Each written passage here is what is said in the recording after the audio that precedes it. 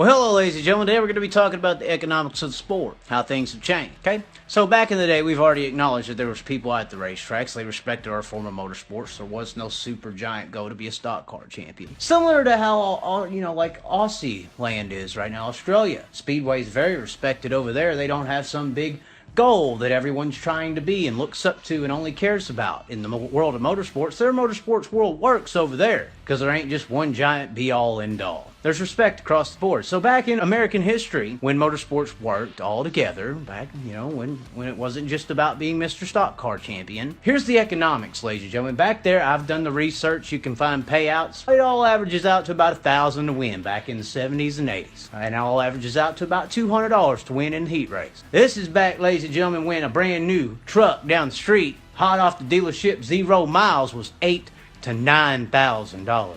Brand new house, $400 to $700 a month's rent. Back then, when it was only about $6 to $8 to get in the gate. We're talking about back then, ladies and gentlemen, when cookies and milk was 25 cents, boy, and you didn't have to ask your mommy in pit lane to get something ready for you when you come in to get your little tires taken care of. Okay, so we're talking about back then, when the cars cost 2 to 4 times less. So you could get a little money racing back then. You could win some money. There was this thing called car owners in local short track racing because it was profitable. If you had a hell of a driver, you could make money. Then sponsors, since all these people were at the track and respected you, they wanted to be on your car if you were winning. Now, we're not talking about your friend or your dad or your brother. We're talking about businesses, okay? Because you were in front of a lot of people winning, and you were respected and known. Same goes for the racetracks. They wanted to be at the tracks because they were known, and there's all these people out there. Similar to what goes on in Australia, because there isn't just one giant goal for everybody. Heck, back then, the goal of an American race car driver was to possibly go F1 or road racing and beat the world. Go across the world and beat them, representing America. Now we just want to be a stupid little Jeff Gordon Part 2. So, anyways.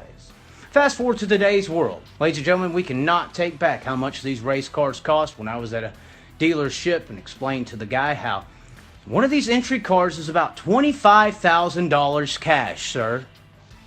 And there's no financing involved. That's just to get the car. 25 grand for those little cars down the street? I thought this was just rednecks for y'all are just a bunch of bum. Yeah. No, man. 25 grand for the entry-level car, cash, money, trailer, tires. So anyways, today's economics, local racetrack around here, sprint cars, 1,000 to win, 200 to start, with 1,000 people in the stands because they're nothing but a bunch of bums now at 25 getting out a sprint car. What are you talking about?